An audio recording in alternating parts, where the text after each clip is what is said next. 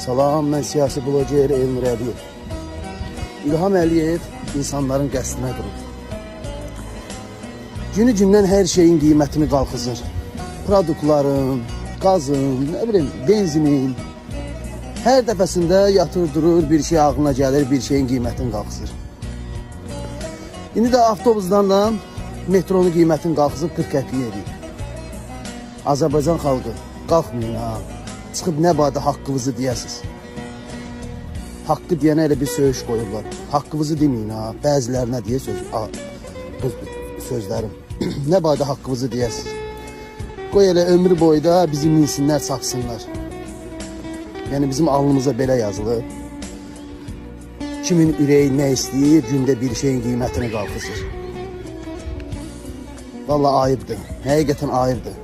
Mən deyəndə ki, bu hakimiyyət bizim düşmənimizdir.